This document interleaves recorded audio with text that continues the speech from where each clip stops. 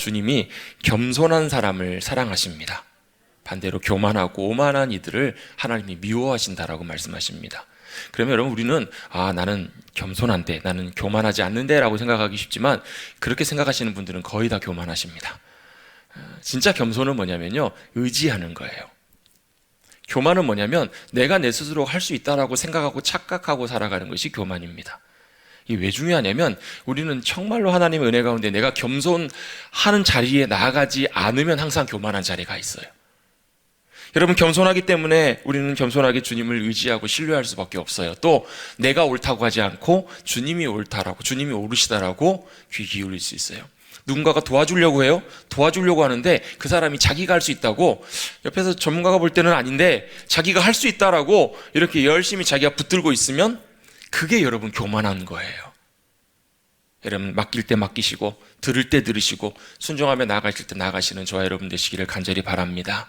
왜냐하면요, 하나님은 우리를 향한 하나님의 계획과 마음이 있으시기 때문에 그래요. 여러분, 군대에서 훈련소에서 훈련을 하는 교관들은요, 한 가지 목적을 가지고 훈련병들을 이렇게 다룹니다. 대합니다. 무슨 목적이냐면 그들을 훌륭한 군인으로, 전쟁에 나가서도 역할을 감당하며 지지 않는, 승리하는, 이기는 군인으로 만들기 위해서 훈련합니다. 여러분, 선생님들은 학생들이, 아이들이 지적으로나 인격적으로나 모든 면에서 잘 성숙해가고 성장해가는 온전한 한 인격체가 될 수 있도록 선생님들은 돕고 섬기는 역할들을 해요. 지적으로나 모든 면에서요. 그러면 여러분, 하나님께서는 저와 여러분을 보시면서 뭘 기대하고 계시고 뭘 하기를 원하시고 뭘 만들어 가실까요? 제가 이 말씀을 왜 드리는가? 여러분, 하나님께서 하실 때마다, 하나님의 역사와 일들을 나타내실 때마다 하나님의 이유가 있기 때문에 그렇습니다. 하나님의 이유와 하나님의 계획과 생각이 있으세요. 왜 내게 이런 일이 생기는지 모르겠어요. 왜 내게 이렇게 힘든 일들이 생기는지 모르겠어요. 참 힘든 게 이유가 있어요. 왜요? 하나님의 사인입니다. 하나님의 신호가 그 안에 있다라는 거예요. 왜 힘든가? 왜 어려운가? 하나님의 의도하시는 것들이 있기 때문에 그래요. 우리는요, 힘든 일이 생기면 힘든 일에 마음이 많이 가요. 그런데요, 힘든 일이 생기고 원치 않는 일이 생기고 아니면 이 일들이 내 뜻대로 되지 않고 또 어려울 때, 그때 우리가 뭘 봐야 되냐면 하나님의 의도가 무엇인지, 하나님의 뜻과 계획이 무엇인지를 보실 필요가 있다는 거예요. 찾으셔야 돼요. 그게 성경이 말하는 겸손한 자세의 마음의 모습들입니다. 여러분, 요즘 같은 시대의 상황 속에서 보면 여러분, 더 우리가 그 자세들이 더 필요한 시대라고 저는 그렇게 생각을 합니다. 여러분, 그 역대하 7장 말씀에 보면 그 배경이 어떻게 되냐면, 역대하 7장은 솔로몬이 다윗 왕, 아버지의 왕의 뒤를 이어서 성전을 건축하고 완공한 내용들이 기록이 되어 있거든요. 다윗이 그렇게 하나님을 간절히 열망하며 사모하여서 성전을 짓기를 원했는데 하나님의 계획은 다르셨잖아요. 그렇죠? 하나님의 계획은 어디 있으셨냐면 다윗이 아니라 솔로몬을 통해서. 실제 사실은요, 그 계획과 준비는 다윗이 다 했거든요. 다 재료와 모든 것들을 다 준비하고 하나님을 향한 열망이 있었어요. 우리가 만약에 다윗이면 어쩌면 삐질지도 몰라요. 하나님, 제가 하나님을 향한 열심이 있고요, 하나님을 향한 이런 헌신과 이 모든 것들을 다 해놨어요. 그래서 주님, 제게 좀 허락해 주세요. 제가 성전 지으면 안 될까요? 어쩌면 이랬을지도 몰라요. 근데요, 다윗은 전혀 토달지 않아요. 왜요? 하나님의 뜻이 아니면 기꺼이 듣고 순종할 수 있는 마음, 그게 하나님이 기뻐하시는 마음이고 그게 겸손함이라기 때문에 그래요. 우리 아까 예배 전에도 찬양했습니다. 예배하면서 신실하신 하나님, 좋으신 나의 하나님, 실수가 없으신 참 좋으신 나의 하나님. 여러분, 저와 여러분의 삶을 통해서 함께 하시며 일하시는 하나님은 실수가 없으십니다. 그리고 안전하게 일하세요. 때때로 내가 원치 않는 일들, 내가 너무너무 힘들어요. 왜 힘들까? 상황이 그런 것 같고, 사람이 그런 것 같고, 쟤 때문에 그런 것 같고, 저 일 때문에 그런 것 같은데요, 여러분, 그 가운데에서 여러분 우리에게 말씀하시고 찾아오시는 하나님의 사인을 들으실 수 있으셔야 됩니다. 어떻게 들을 수 있는가? 겸손한 자들이 들을 수 있어요. 자, 역대하 말씀에 주님 뭐라고 말씀하시냐면, 성전을 다 완공하고 난 다음에 주님이 그곳에 찾아오세요. 여러분, 솔로몬에게 주님이 크게 2번 정도 찾아오시거든요. 처음에 1000번제를 드릴 때 내가 너에게 무엇을 줄까? 내가 너에게 어떻게 해줄까? 솔로몬이 뭐라고 답하냐면, 주님, 정말 저는 어린아이와 같습니다. 주님, 하나님의 나라와 하나님의 나라의 백성들을 제가 섬기고 그들을 잘 이끌고 가는데 너무너무 부족합니다. 그래서 뭘 달라고 구하나요? 듣는 마음을 주시옵소서. 뭘 듣는 마음인가? 저는 이게 2가지 의미가 있다고 생각합니다. 하나님의 말씀을 듣는 마음, 그리고 사람들과 세상의 소리를 들을 수 있는 마음. 여러분, 하나님의 음성을 듣는데요, 세상과 우리의 상황들을 제대로 보지 못하고 듣지 못하면 그것도 문제입니다. 다른 세상을 살아가요. 그런데 반대로 여러분, 세상의 소리는 듣고 사람의 소리는 잘 들어요. 눈치가 기가 막히게 빠르고 모든 걸 잘 분별해요. 근데요, 결정적으로 하나님의 말씀하시는 하나님의 음성을 듣지 못하면 우리는 여러분, 세상에서 있는 것 판단 결정밖에 할 수 없는 거예요. 하나님, 저에게 듣는 마음을 주십시오. 그걸 옛날에는 지혜라고 표현해요. 맞는 말이에요. 여러분, 하나님의 음성을 듣고 하나님의 말씀하심을 들을 수 있으면 그게 우리에게 지혜이고 능력입니다.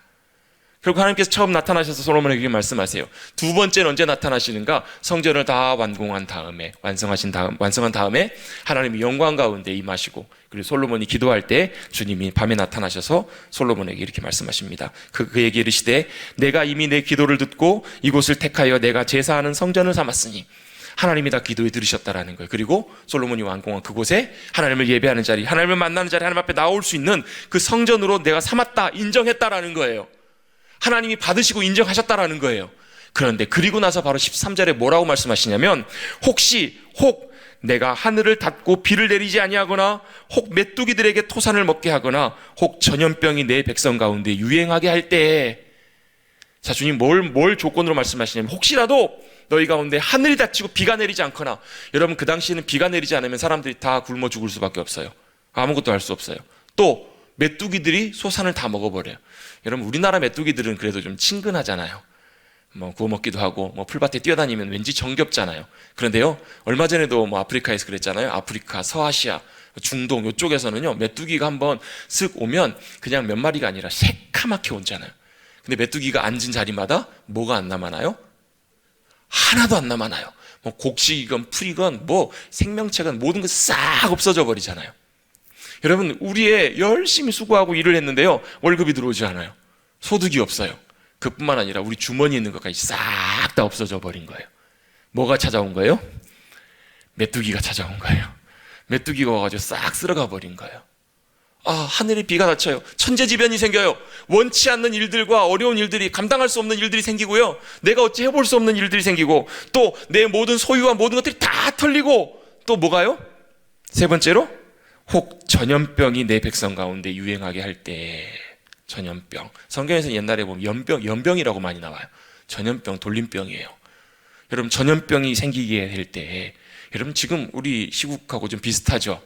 그렇잖아요. 지금도 코로나 바이러스가 여러분 전염병처럼 여러분 전 지구를 다 뒤덮고 있잖아요. 여러분, 우리 장로님도 아까 기도하셨지만 참 신기하잖아요. 눈에 보이지도 않는 그 바이러스가요, 여러분 전 세계를 완전히 뒤흔들어 버리잖아요. 여러분, 전염병이 너희 가운데 창궐할 때, 여러분 하나님께서 왜 이 말씀을 하시냐면, 너희 가운데 기근이 찾아오고 너희 가운데 메뚜기가 다 먹어버리고 전염병이 찾아오면 뭐 하라는 거예요? 그때는 바로 하나님의 사인이 있다라는 거예요. 하나님이 초청하시고 부르신다라는 거예요. 뭐예요? 하나님께로 다시 돌아오라는 거예요. 여러분, 고난이 여러분 우리에겐 참 쉽지 않아요. 싫어요. 그런데 여러분, 고난 가운데 우리는 뭘 봐야 되냐면, 하나님께서 우리를 부르시는 부르심을 보아야 돼요. 하나님께서 나를 더 부르시는구나. 왜요? 하나님 더 찾는 자리로 나오도록, 하나님을 구하는 자리로 나오도록. 그래서 여러분 7장 14절 유명한 말씀이죠. 솔로몬에게 이렇게 말씀하십니다. 너희가 만약에 그 가운데 있을 때 내 이름으로 일컫는 내 백성이, 하나님의 자녀들이, 백성들이 바로 그들의 악한 길에서 떠나 스스로 낮추고 기도하여 내 얼굴을 찾으면, 여러분 순서는요, 악한 길에서 떠나 스스로 겸손하게 기도하고 그리고 하나님의 얼굴을 찾으면 이렇게 나와 있는데, 실제로는 원래 이제 이루어지는 방향은 원래는 이게 먼저예요. 뭐냐면 우리의 마음이 겸손하여져서, 옛날 성경에는 겸비하여 하나님 앞에 기도하며. 여러분, 겸손한 사람은 기도합니다. 반대로요, 여러분 기도해야지 하는데도요, 마음이 여전히 높아져 있는 사람은, 마음이 여전히 여러분 겸손하지 못하는, 비워져 있지 않은 사람은, 여러분 배고프지 않은 사람은 여러분 밥 찾지 않아요. 여러분 누가 기도하는가? 누가 하나님 앞에 믿음으로 나오는가? 겸손하고 주님 앞에 엎드리는 사람. 이제는 더 이상 아무것도 할 수 없어서 철저하게 우리의 마음이 무너지고 낮아진 사람, 심령이 가난한 사람, 애통하는 사람, 그들이 기도합니다. 마음이 겸손하여 하나님 앞에 기도하며 뭘 하는? 하나님의 얼굴을 구하면. 여러분, 하나님의 얼굴을 구하십시다. 어떻게 하나님의 얼굴을 구해요? 하나님의 얼굴을 본 사람이 있어야죠. 하나님의 얼굴을 구한다는 의미가 무엇인가? 제가 나중에 전에도 몇 번 나눴지만 나중에도 기회가 되면 또 한번 나눌 거예요. 하나님의 얼굴을 구한다는 것은 하나님만 구한다라는 거예요. 그 말은 무슨 얘기냐면, 하나님이 우리의 손을 통해서 주시는 것, 그것과 상관없이, 주시든 안 주시든 그것과 상관없이 나는 뭐만 보고 있는 거예요? 하나님 그분 향해서만, 그분만 간절히 구하고 열망하는 거예요. 즉 하나님을 향한 간절한 열망이 있어요. 간절한 사모함이 있어요. 그렇게 주님을 찾고 구하며 나오면 당연히 자연스럽게 우리 악한 길을 떠나고 버려야 돼요. 여러분, 모든 문제는요, 상황과 세상에 있지 않습니다. 하나님과의 우리와의 관계 속에 있습니다. 하나님과 우리와의 관계 속에서 우리가 돌이켜야 될 것들, 하나님께서는 그걸 알기로 원하세요. 여러분, 하나님께서 우리 미워하셔서 고난 주시고 어려움 주시는 것이 아니에요, 여러분. 하나님의 의도와 마음은 마치 군인을 만들어가는 훈련 교관처럼, 마치 학생을 잘 세우고 성장하게 하는 선생님들처럼, 마치 자녀들을 정말로 아름답게 귀하게 가르치고 세워가기를 원하는, 양육하기를 원하는 부모의 마음처럼 하나님께서는 우리에게 그 때때로 고난이나 어려움들을 통해서, 때때로 전염병이나 이런 문제들을 통해서 더 하나님 앞에 나오는, 더 하나님 앞에서 온전하게 회복되어가는, 세워져가는 귀한 심령, 귀한 영혼들이 되기를 주님이 원하시는 줄로 믿습니다. 여러분, 이 시국 가운데 이 상황 속에서 여러분 하나님의 얼굴을 찾고 구하는 저와 여러분 되시기를 주님의 이름으로 축복합니다. 여러분, 대면 예배가 참 쉽지 않아지는 상황이에요. 특별히 여러분, 지난주에 이쪽 저희 동네 쪽에 교회를 통해서 굉장한 큰 이렇게 많이 확진자들이 많이 나오게 됐는데요. 동선들을 볼 때마다 여러분 많이 긴장도 되시고 걱정도 되실 거예요. 그래서 정부에서도 연말 특별히 성탄, 송구영신 이 기간 동안에 현장 예배와 이런 부분에서 많이 좀 주의를 해달라고 간곡하게 부탁을 하고 있습니다. 여러분, 이 시간도 아마 영상으로 예배 드리시는 분들도 여러분 계시리라 생각을 합니다. 여러분, 중요한 것은 현장 예배를 드릴 수 있던 없던 그것과 상관없이 여러분, 원래 우리는 하나님의 얼굴을 우리가 맞대해서 여러분 대하고 여러분 얼굴을 실제로 보면서 드리는 게 아니잖아요. 원래 우리는 믿음으로 비대면 예배 드리는 거잖아요. 여러분, 이곳에 하나님 계세요? 우리의 육안으로는 안 보여요, 여러분. 우리의 손으로는 만질 수 없어요. 여러분, 우리의 영의 눈으로 우리의 주님을 사모하며 바라보는 그 자리에 주님이 영으로 함께 하시잖아요. 영으로 함께 하시는 주님은 우리가 육신의 눈으로는 볼 수 없어요. 그렇기 때문에 주님께서도 사마리아 여인이, 주님, 제가 여기서 예배 드려야 됩니까? 저기서 예배 드려야 됩니까? 그때 주님이 이렇게 말씀하세요. 여기서도 아니고 저기서도 아니라 이때라, 참으로 예배할 때가 올 거다, 이때라. 그러면서 하나님은 영이시니 예배하는 자가 영과 진리로 예배하는 자를 찾으시니라. 영으로 예배하는 자를 찾으신다라는 거예요. 여러분, 이 말씀을 오해하지 마십시오. 그러면 내가 아무 곳에 가서나 예배드려도 되겠구나. 여러분, 이걸 주님이 강조하신 것이 아니라 주님을 간절히 사모하고 간절히 원하는 이들, 간절히 주님을 찾고 영으로 함께 하시는 주님을 간절히 기대하는 이들, 그 자리 가운데 주님이 함께 하신다는 말씀이에요. 우리의 예배 자리에서, 아니면 우리가 영상 앞에서, 또 우리의 삶의 자리에서, 그곳에서 주님을 찾고 구하는 이들에게 주님은 찾아와 주십니다. 찾아오셔서 뭐 하시는가? 같이 한번 고백해 보겠습니다. 말씀하십니다. 여러분, 주님은 찾아오십니다. 하나님을 찾고 구하며 나오는 이들에게 주님은 찾아오셔서 뭐 하시냐면 주님의 음성으로 말씀하십니다. 여러분, 이 시대도 똑같은 시대입니다. 이 시대도 뭐 해야 될 때인가? 하나님의 음성을 들어야 될 때입니다. 하나님께서 우리를 찾아오기 시작하면, 영적인 대면이 일어나기 시작하면 뭐가 되냐면 하나님과 영적인 교제가 열리기 시작을 해요. 요즘 여러분 굉장히 사람들이 중요하게 여기는 것이 있는데요, 그것 중에 하나가 뭐냐면 소통입니다. 소통이 뭔지 아시죠, 여러분? 여러분, 잘 소통하고 계십니까? 요즘 젊은 사람들이 제일 원하는 게 소통이래요. 왜 소통이냐면, 세대가 다른 어른 세대와 기성세대와 젊은 세대들이 대화를 하는데, 똑같은 말을 하는데 뭐는 안 돼요? 대화는 서로 해요. 근데 뭐가 안 되고 있냐면 소통이 안 돼요. 마음이 다르고 생각이 다르고 다 안 통하기 때문에 소통이 안 돼요. 여러분, 만나서 대화를 한다는 것은요, 뭐냐면 만나서 주님 말씀하신다라는 얘기는 무슨 얘기냐면 소통하시자는 거예요. 소통. 하나님과 서로 대화하고 하나님과 만나고, 그걸 여러분 성경에서는 뭐라고 표현하냐면, 같이 한번 고백해 보겠습니다. 교제. 하나님과 교제하는 거예요. 하나님은 찾아오세요. 사모하고 구하는 이들에게, 간절히 원하는 이들에게 찾아오세요. 그리고 만나시고 말씀하시고 소통하시고 교제하시는 하나님이세요. 그래서 여러분, 우리는 찾아오시는 그 주님의 음성을 듣고 주님의 말씀을 듣는 주님의 귀한 백성들이 되어야 될 줄로 믿습니다. 그럼 도대체 어떻게 하나님의 말씀을 듣나요? 음성을 듣나요? 이거 아리까리하고 잘 모르겠어요. 헷갈려요. 또 내심 혼란스럽기도 해요. 여러분, 요한복음 10장에서 주님은 분명히 말씀하십니다. 양은 목자의 음성을 듣는다라고 말씀하세요. 여러분, 아이들은요, 기가 막히게 엄마의 소리를 잘 들어요. 왜 그럴까요? 엄마와 가까워요. 항상 엄마의 소리를 들어요. 엄마의 소리가 너무너무 익숙해요. 여러분, 양은요, 하나님의 자녀들은, 하나님의 어린 양들은 누구의 음성을 듣냐면 목자 되시는 주님의 음성을 듣습니다. 여러분, 걱정하지 마십시오. 우리는 하나님께서 말씀하시고 우리 영혼이 하나님의 말씀과 음성을 들을 수 있어요. 왜 음성을 듣는다는 얘기는요, 여러분, 주님이 육성으로 우리의 귀에 들리게 이렇게 말씀하시는 것은 아니에요. 특별한 경우에는 주님 우리 육성으로도 말씀하실 때가 있지만 거의 대부분은 어떻게 말씀하시냐면 우리의 영혼에 말씀하세요. 우리의 마음에 감동하세요. 우리의 마음에 생각을 주시고 우리의 마음속에 어떤 마음들을 주님이 넣어주세요. 하나님의 뜻을 아는 마음. 그렇잖아요. 여러분 누군가가 뒤에서 여러분의 이름을 불러요. 누구야? 부르면 들으세요, 못 들으세요? 들으시잖아요. 획 돌아보시잖아요. 왜 돌아보세요? 누가 다 불렀으니까. 자, 이거 받으세요 라고 하면서 누군가 이걸 전해줘요. 그러면 이 소리를 들으면 이걸 내가 받게 되는 거예요. 여러분, 마찬가지로 하나님의 음성을 듣는다는 얘기는요, 하나님이 우리를 부르시는 소리를 들으시는 거예요. 또 하나님이 우리에게 알려주기를 원하시는 것, 깨닫게 하기를 원하시는 것, 우리가 알기를 원하시는 것을 깨닫게 하시고 생각나게 하시고 듣게 해주신다라는 거예요. 그래서 여러분, 하나님의 음성을 듣는 분들에게는요, 뭐가 주어지냐면 같이 한번 고백해 보겠습니다. 지혜가 부어집니다. 야고보서 1장 5절에 누구든지 지혜가 부족하거든 후히 주시고 꾸짖지 아니하시는 하나님께 구하라. 그리하면 너에게 주시리라 말씀하세요.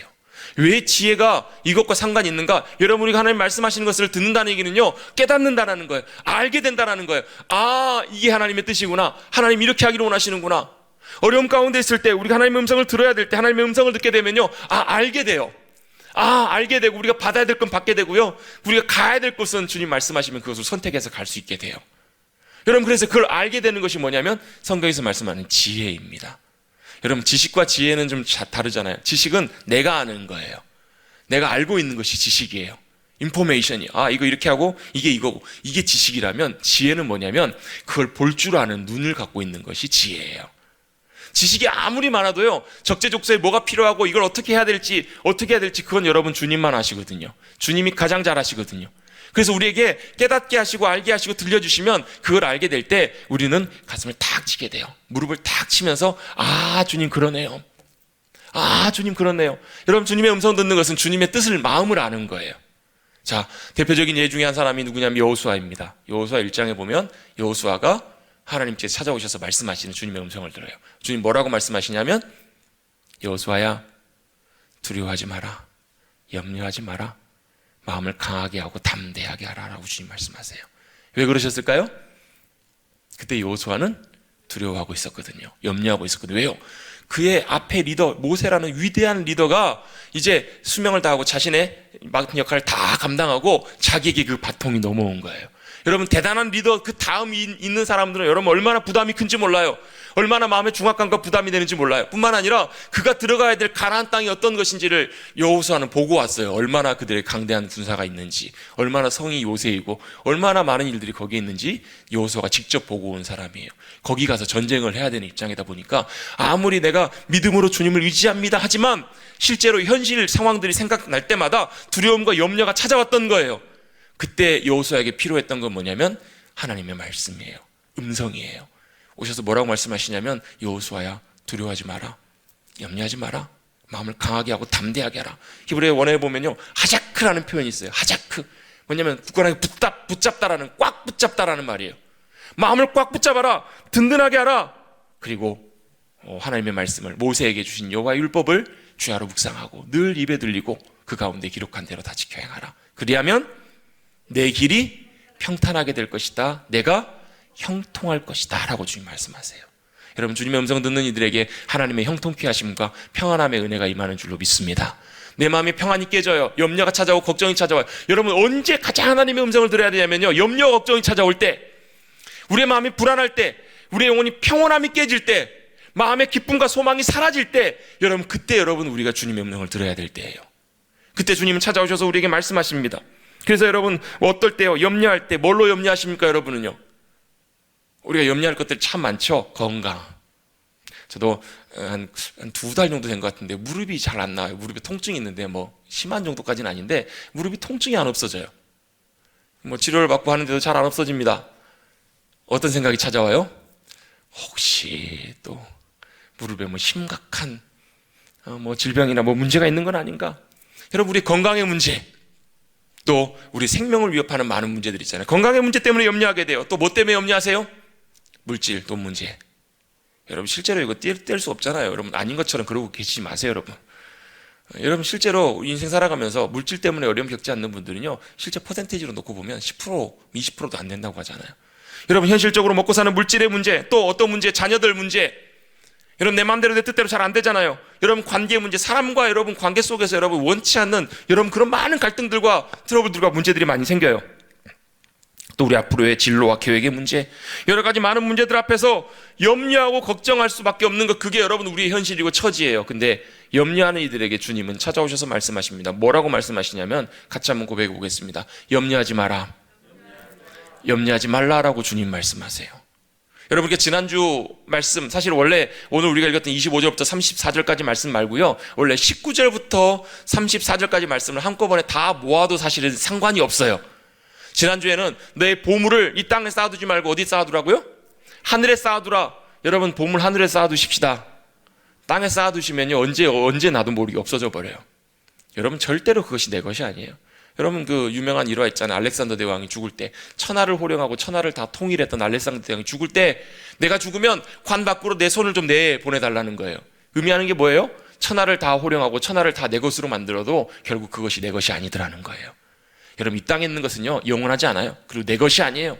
여러분에게 있는 소유와 돈과 많은 여러분이 의지할 만한 것들이 여러분 내일 여러분의 것일지 아닐지는 아무도 장담할 수가 없어요. 여러분, 이 땅의 보물이 아니라 하늘의 보물을 쌓아두셔야 된다는 거예요. 또 주님 무슨 말씀하시냐면, 왜냐하면 내 보물이 있는 곳에 내 마음도 있기 때문에. 그리고 그래서 내 눈이 성해야 된다는 거예요. 눈이 성한다는 것은 초점이 맞아야 된다라고 제가 설명을 드렸습니다. 싱글 포커스, 초점이 맞아야 돼요. 죄송합니다. 저도요, 요즘 조금 많이 불편해져요. 가까이 그리 가까우면 안 보여요. 아른아른거려요. 또 멀리 갔더니 또 작아서 잘 안 보여요. 그래서 성경 읽을 때마다 굉장히 신경 써서 읽는데, 어떨 땐 토시나 이런 것들이 헷갈리고 잘 안 보일 때가 참 많아요. 여러분, 눈이 시원하게 보이면 여러분 얼마나 마음이 편해지세요. 여러분, 우리 영의 눈도 초점이 맞아서 시원해지면 우리의 마음과 영혼이 여러분 얼마나 기쁨과 밝은 하나님의 은혜로 충만하게 채워지는지 몰라요. 언제가 우리의 마음이 어둡냐면, 여러분, 하나님께로 초점이 안 맞춰지면 우리의 마음이 어두워져요. 캄캄해요. 그리고 기쁨과 소망과 감사가 사라져요. 여러분, 하나님께로 여러분의 초점을 잘 맞추시기를 주님의 이름으로 축복합니다. 그게 바로 눈이 성하다는 거예요. 눈이 성하면 온몸이 밝을 것이라는 거예요. 그래서 결론적으로 주님이 하신 말씀이 뭐냐면, 두 주인을 섬길 수가 없다라는 거예요. 한 사람이 두 주인을 섬길 수가 없다. 하나님이든 세상이든, 여러분 하나님이든 자녀든 여러분 두 개를 섬길 수가 없어요. 아, 그럼 자녀를 버리라는 말씀이네요. 아니요. 여러분, 하나님을 사랑하고 하나님을 섬기고 나아가면 자녀를 나의 사랑이 아니라, 내 의지가 아니라 하나님의 사랑으로 사랑할 수 있게 돼요. 여러분, 돈을 사랑하지 않고 세상을 사랑하지 않고 주님을 사랑하면요, 돈이 없는 게 아니라, 돈이 빠이빠이가 아니라 어떻게 되냐면, 돈을 사랑하는 게 아니라 사용할 수 있는 은혜가 부어져요. 그리고 우리의 모든 필요를 아시는 주님께서 모든 걸 잘 감당할 수 있도록 도우신다니까요. 그리고 나서 주님이 25절에 그러므로 라는 말씀으로 시작을 하십니다. 그러므로. 여러분, 그러므로는 주로 언제 하나요? 자, 목사님들이 설교를 하시다가 그러므로 결론은 이거예요. 마지막 마칠 때. 그러므로. 보통 이 말씀들은 앞의 내용들을 설명하고 중요한 것들을 정리하고 결정짓고 정의할 때, 마무리할 때, 강조할 때 이 그러므로라는 단어를 써요. 그렇기 때문에 그러므로 뭐 하지 말라는 거예요? 염려하지 말라는 표현이 여러분 오늘 본문에 여러분 나오지만 특별히 3번이나 강조가 돼요. 25절에도 보시면 그러므로, 그리고 나서 설명이 나옵니다. 내가 너희에게 이르노니 목숨을 위하여 무엇을 먹을까, 무엇을 마실까, 몸을 위하여 무엇을 입을까? 염려하지 마라. 앞에 내용을 싹 빼보면 뭐가 남아요? 그러므로 염려하지 마라. 또 보겠습니다. 31절입니다. 그러므로 염려하여 이르기를 무엇을 먹을까, 무엇을 마실까, 무엇을 입을까 하지 말라. 앞에 가운데 내용 쏙 빼보면 그러므로 염려하지 말라가 나와요. 34절도 한번 보겠습니다. 그러므로 내일 일을 위하여 염려하지 말라라고 말씀하십니다. 여러분, 제가 중간중간에 좀 소리를 한 번씩 지르는데요, 여러분 놀래시라고 그러신 게 아니라 여러분 집중하시라고. 그러므로 염려하지 말라는 거예요. 주님의 결론은 이것이에요. 그러므로 염려하지 말라. 왜 그렇게 말씀하셨을까요? 염려 안 하는 인생은 없기 때문에 그래요. 염려 없이 살아가는 인생은 없어요. 여러분, 무슨 염려예요? 무엇을 먹을까, 무엇을 마실까, 무엇을 입을까? 여러분, 이건요 단순히 먹고 마시고 입는 것만 말씀하시는 것이 아니에요. 우리 일상에 살아가는 모든 일들이 다 해당되는 거예요. 여러분, 염려 없이 우리가 먹고 사는 문제, 여러분 왜 열심히 하세요? 먹고 살려고 하시잖아요. 왜 드세요? 열심히 일하려고. 결국 다람쥐 쳇바퀴처럼 도는 우리의 일상과 모든 삶 속에서는 염려 없이 살아갈 수 있는 인생이 단 한 사람도 없어요. 여러분, 저도 얼마 전에 어떤 일을 당하게 됐는데요, 생각지도 못한 일이 생겼어요. 생각지도 못한 일이 딱 생기니까요, 뭐부터 딱 찾아오냐면 제일 먼저 드는 생각이 염려부터 찾아와요. 아이고, 이거 어떻게 하나, 이거 어떻게 해야 되지? 염려하고요, 걱정이 들기 시작해요. 이거 어떻게 해야 되나, 어떻게 해야 되나. 여러분, 어떤 일들이 생길 때 우리가 먹고 사는 일들에서 가장 먼저 찾아오는 손님이 바로 뭐냐면 염려라는 손님이에요. 제일 먼저 찾아와요. 어떤 분이 이렇게 얘기하시더라고요. 우리의 삶에 감사할 일이 95%고 염려할 일이 5%면 우리의 눈은 어디로 갈까요?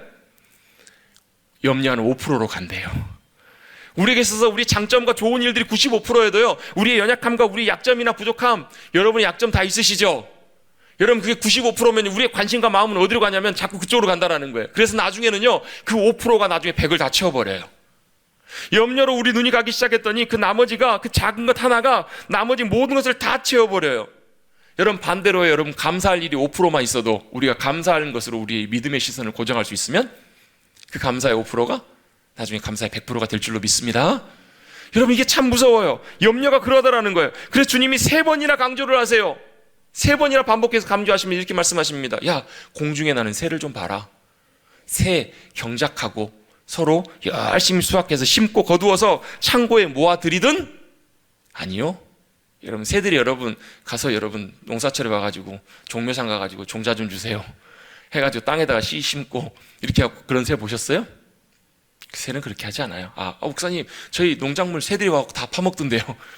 여러분, 그 용납하십시오, 여러분. 왜냐하면 하나님이 그렇게 하라고 하셨나 봐요. 왜냐하면요, 그 공중의 새들은 먹이 심지도 않아요. 창고에 모아들이지도 않아요. 그런데 누가 기르신다라고 말씀하시냐면 아버지께서 기르신대요. 그리고 또 이렇게 말씀하십니다. 27절에 너희 중에 누가 염려함으로 그 키를 한 자나 더 할 수 있느냐?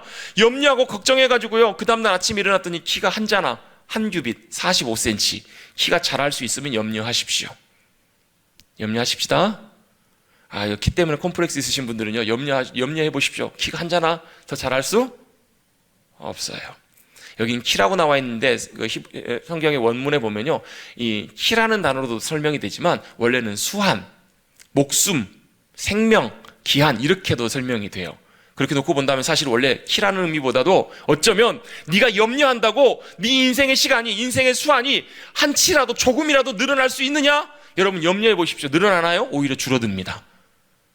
그렇잖아. 염려하고 걱정하면 우리의 인생의 시간이 짧아지지 늘어나지 않아요. 우리가 염려한다고 그것이 되는 것이 아니라는 거예요. 너희가 어찌 의복을 염려하느냐? 입는 것. 여러분, 여기서 말하는 의복은 단순히 옷만을 말하지 않아요.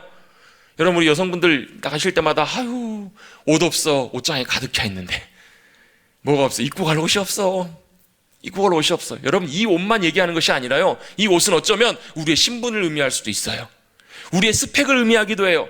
여러분, 우리를 치장하고 우리를 드러내는 많은 것들로 채워요.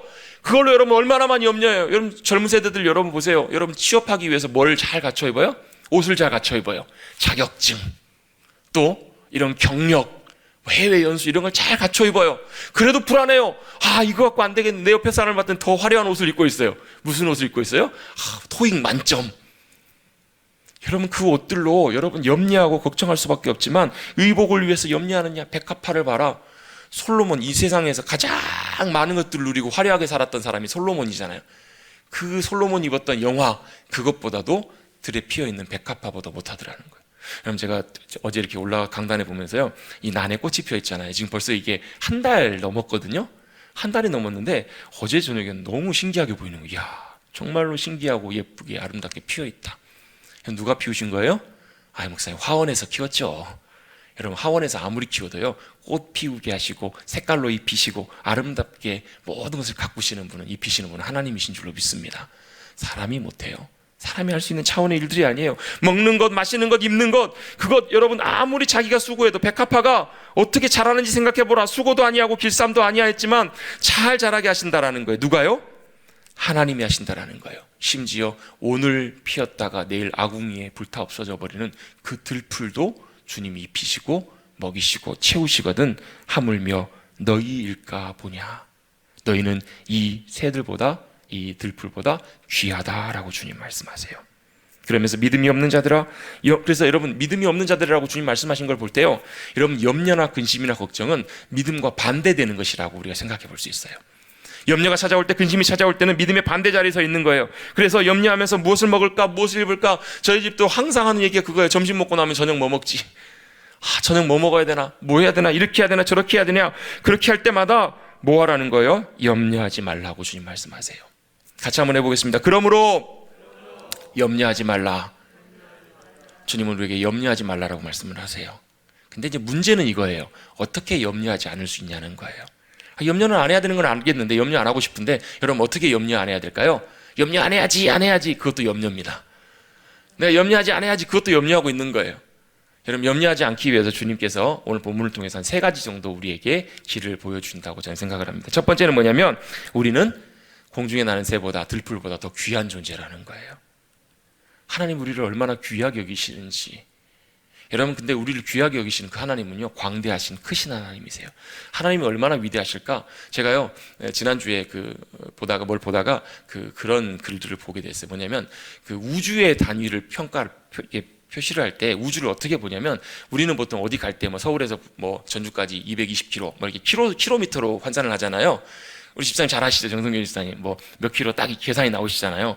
그럼 우주는요, 킬로미터로 계산하는 게 아니라 광년으로 계산을 합니다. 오해하지 마십시오. 이거 나쁜 말이 아니라 해가 1년 동안, 빛이 1년 동안 가는 거리예요.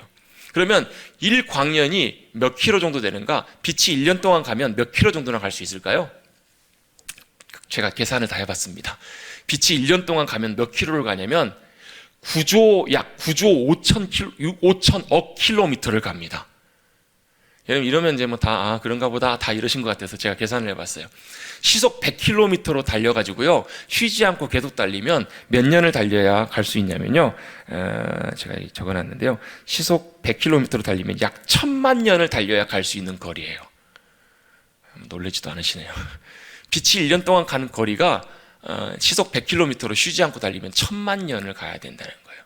아마 많이 운전하신 분들, 평생 운전하셨을 때 아마 직업으로 하시는 분들은 아마 한 200km 이상 아마 가실 거예요. 그러니까 많이 타시는 분들이 아마 1년에 한 50만 km 이렇게 많이 타실 텐데요. 아마 많이 타시면 아마 모르겠어요. 한 300만 km, 400만 km 타실지 모르겠어요. 그 정도 차원이 아니라요. 제가 몇 년이라 그랬죠? 답도 한 1000만 년, 대략 1000만 년을 달려가야 되는 거리가 1광년이고요. 우리가 속해 있는 이 은하, 태양계가 속해 있는 은하는요, 직경이 대략 얼마 정도 되냐면 약 10만 광년 정도 된답니다. 10만 광년. 제가 이거는 계산을 못 하겠더라고요. 계산기로 너무 복잡해가지고.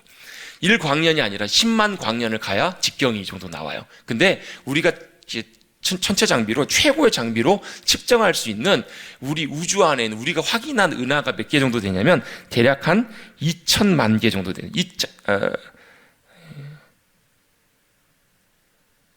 몇 개 정도 되냐면 대략 100만 개 정도 된대요. 100만 개. 은하가, 우리 같은 은하가. 이 은하 하나가 아니고요. 이 100만 개 정도 된다라는 거예요. 우리 은하계 안에도 약 2천억 개가 넘는 별이 있고요. 그 중에서 우리 태양계에서 가장 크고 뜨겁고 대단한 태양이 사실 우리 은하계에 있는 별 중에서는 그냥 별 볼 일 없는 평범한 별 중에 하나라는 거예요. 여러분, 여러분 태양이 얼마씩을 도냐면 초당 155마일씩을 돈다라는 거예요. 그런데 그렇게 공전해도요, 은하계 한 바퀴를 돌려면 얼만큼 많은 시간이 필요한지 계산조차도 잘 되지 않을 만큼 어마어마한 공간이 바로 우주라는 공간이에요. 그런데요, 그 헤아릴 수 없을 만큼 그 큰 우주를 만드신 분이, 말씀으로 만드신 분이 하나님이세요. 그리고 그 우주를 여전히 운행하시고 일하고 계시는 하나님이 바로 우리 하나님이시라면, 하나님의 차원이 여러분, 우리가 하나님을 이해하는 것은 불가능합니다. 하나님이 얼마나 크신지, 얼마나 대단하신지를 우리가 아는 것은 도저히 불가능해요. 그런데 그 하나님께서 그 크고 광대하신 우주를 만드셨을 뿐만 아니라 지금도 뭐 하고 계세요? 새들을 먹이고 계시고요, 들풀도 먹이고 계시고 입히고 계시고 책임지시고 인도하신다라는 거예요. 저도 예전에 한번 참 어려울 때 산에 기도하러 갔다가 한번 본 적이 있어요. 산이 얼마나 푸르르고 아름답고 웅장한지, 이야, 하나님 정말 대단하시네요. 하나님 정말로 크고 놀라우신 분이시네요. 그리고 땅을 봤더니 요 밑에 땅에 요만한 꽃이 피었는데 새끼 손톱보다 작은 한 반 정도 되는 꽃들이 쫙 피어 있어요. 너무 예뻐서 쳐다보는데요, 봤더니 그 꽃에도요, 꽃잎이 다 따로따로 있고 꽃술이 다 있더라고요. 얼마나 여러분 신묘막한지 놀라운지 몰라요. 하나님은 그 크신 것부터 작은 것까지 하나하나 지금도 여전히 말씀으로 만드시고 역사하시고 행해 가시는 주님이 바로 우리 하나님이시라는 거예요. 그리고 그 주님이 우리를 어떻게 하시냐면 귀히 여기신답니다. 기뻐하신답니다. 얼만큼 귀히 여기시는가? 자기 아들을 우리를 위해서 자신의 아들, 여러분 자신의 아들이라는 얘기는요, 자신의 전부보다도 소중한 존재가 자신의 자식이에요. 그 자질, 하나님뿐인 예수 그리스도 아들을 우리를 위해서 대신 내어주신 분이 바로 우리 하나님 아버지시라면, 여러분 하나님께서 우리를 얼마나 귀히 여기시는지, 얼마나 아끼시는지, 여러분 우리가 그 하나님의 그 마음과 사랑을 깨달아 가실 수 있게 되기를 주님의 이름으로 축복합니다. 여러분 하나님 크고 광대하신 하나님이세요. 그래서 여전히 지금도 그 위대하심을 나타내실 수 있는 분이세요. 한 분이, 어떤 분이 목사님한테 질문했어요. 목사님, 저희 가정에요, 제가 모태신앙으로 자라왔지만 저는 본인이 마음에 그렇게 크게 기대하고 이런 것들이 별로 없었는데, 아버지가 얼마 전에 사고로 뇌를 다치셔가지고 의식이 없으세요. 병원에서는 이제는 의식이 회복될, 깨어날 확률이 별로 없다고 얘기를 하세요.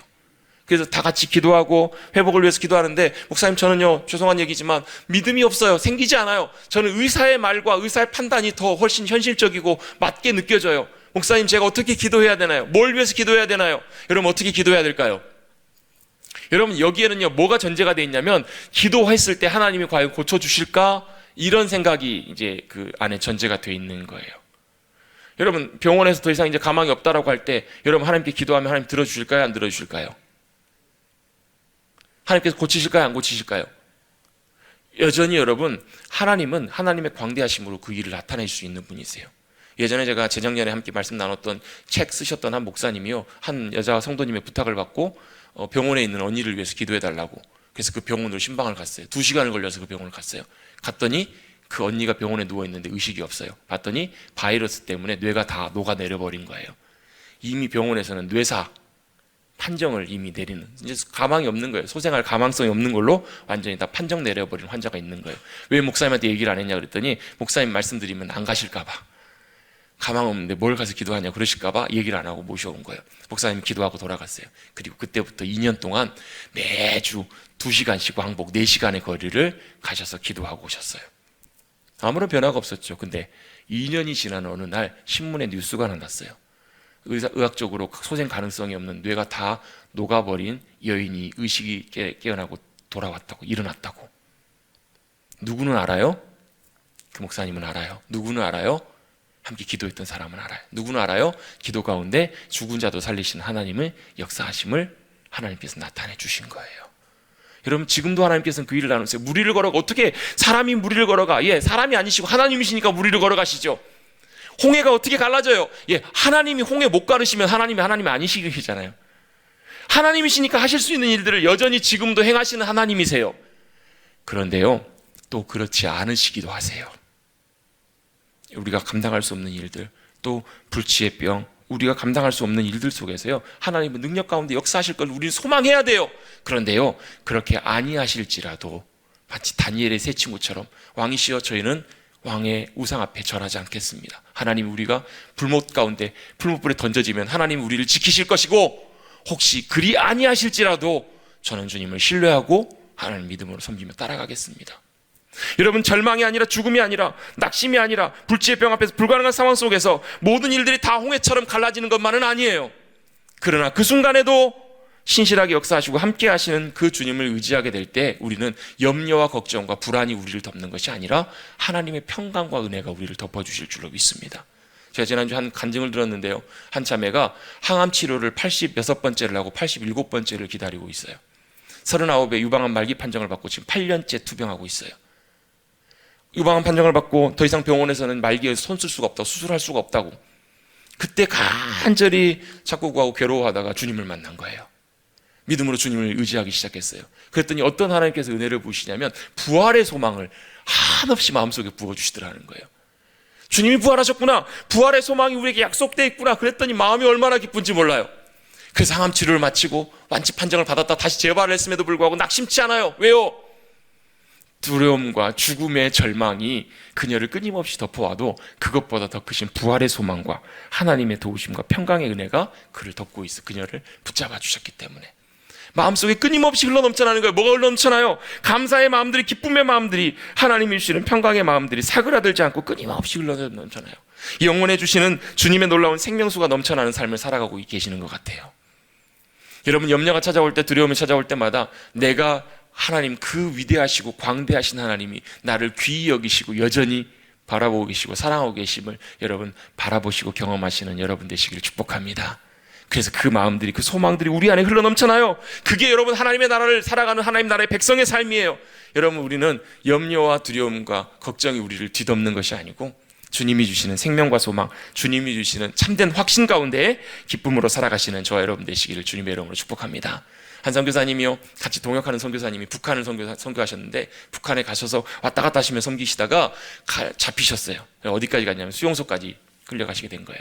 재판을 받고 나중에 한참 후에 나오시긴 하셨는데, 그때 얘기를 들어보니까 그때 독방에 갇혀가지고 몇 달의 시간을 보내요. 독방이, 북한의 독방은 한 평도 안 되는 조그마한, 허리 피질 수도 없는, 그래서 햇빛도 안 들어오는 그곳에 하루에 밥 한 번 내주고 대소변만 받아내고 그렇게 그 공간에 있는 거예요. 여러분, 그 공간에 여러분 누워있으리라고 갇혀있다고 생각해 보세요.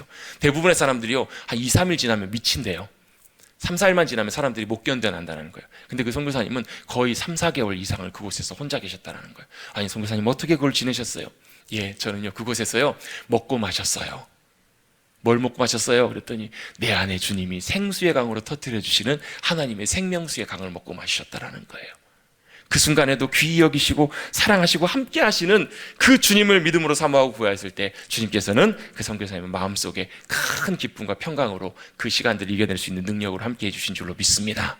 그러므로 염려하지 말라. 두 번째는요, 그래서 그러므로 염려하지 않는 중요한 비결은 33절입니다.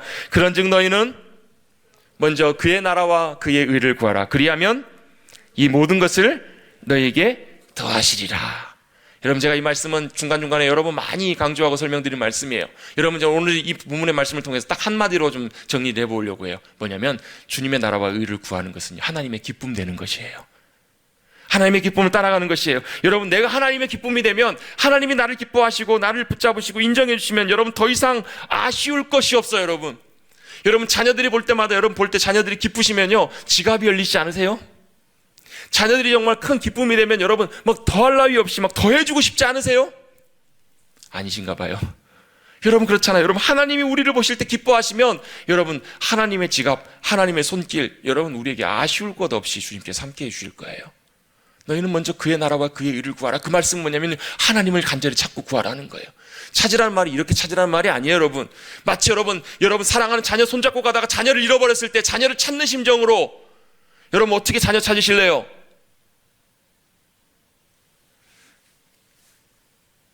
실감이 안 되셔서 잘 그러신 거겠죠? 여러분, 내 보증금을 가지고 가다가 보증금 그 사람에게 전세 보증금 맡겨주고 가다가 실수로 잠깐 딴 데 보고 있는 사이에 잊어버렸어요. 여러분 어떻게 하실래요? 아, 잊어버렸네? 뭐 아님 말고. 그게 아니잖아요. 여러분 얼마나 찾겠어요? 얼마나 간절히 찾겠어요? 얼마나 열망하면 찾겠어요? 여러분 그게 바로 하나님을 찾는 거예요.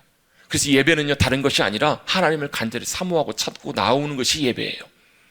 예배는 여러분 어떤 프로그램도 아니고요, 어떤 순서도 아니고요, 예배는 어떤 화려한, 어떤 멋진 조명, 어떤 센스 있는 진행, 어떤 멋진 설교, 어떤 멋진 찬양과 화음, 그것도 아니고 예배의 가장 중요한 본질은 주님을 그렇게 간절히 찾고 주님 앞에 나아가는 것이 예배의 본질이에요. 그걸 주님이 기뻐하세요. 왜냐하면 사랑하면 보고 싶거든요. 간절히 원하면 구하게 되거든요. 찾게 되거든요. 열망하게 되거든요. 자녀를 보고 싶어서, 자녀를 위해서라면 희생을, 손해를 감수해요. 여러분 사랑하면 져주지 않나요? 그죠? 사랑하면 손해를 봐죠. 아, 너무 큰 희생을 하고 있는 부모님에게 물어봐요. 아, 왜 그렇게 손해를 보고 왜 이렇게 자녀에게 희생하세요? 왜요? 자녀 잘 되라고. 사랑하니까. 아깝지 않아요? 여러분 혹시 계신 분 중에서 손주한테 용돈 주는 거 아까우신 분? 아깝지 않아요. 왜요? 사랑하기 때문에. 내가 사랑하고 원하기 때문에 아낌없이 주면서도 내가 손해를 보면서도 아끼지 않는 것, 아깝지 않는 것, 여러분 그게 사랑의 힘이잖아요. 그게 바로 뭐냐면 하나님의 기쁨 되는 거예요. 하나님을 기뻐하는 거예요. 그게 내가 먼저 나라와 그의 의를 구하는 거예요. 그렇게 구하고 믿음으로 나아가는 이들을 하나님이 가만두시겠냐는 거예요. 같이 한번 고백해 보겠습니다. 하나님의 기쁨 되기 원합니다. 여러분 하나님의 기쁨이 되시면 여러분 더 이상 아쉬울 거 없습니다. 부족한 것 없어요. 로마서 8장 32절 말씀처럼 자기 아들을 아끼지 아니하시고 우리를 위해 내어주신 분이 우리에게 우리에게 이 모든 것을 우리에게 은혜로 주시지 않겠냐는 거예요. 왜요? 그 이유가 여기 나옵니다. 32절입니다. 32절 같이 한번 읽어봅니다. 시작. 이는 다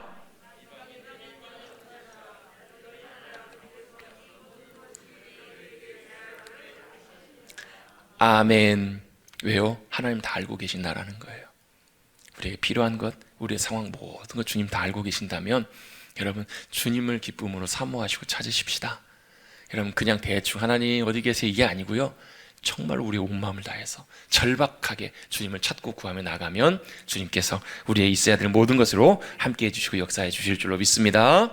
여러분 하나님이 우리 귀히 여기신다라는 것도 먼저 하나님의 기쁨 되는 것, 하나님 나라와 의를 구하는 것, 마지막 세 번째입니다. 34절입니다. 그러므로 내일 일을 위하여 염려하지 말라. 내일 일은 내일이 염려할 것이요. 세 번역 성경에서는요, 내일 일은 내일이 염려하게 하라라고 말씀하고 있어요. 설명하고 있어요. 여러분 염려하지 않는 마지막 세 번째 길 바로 뭐냐면 염려는 내일이 하도록 하십시오.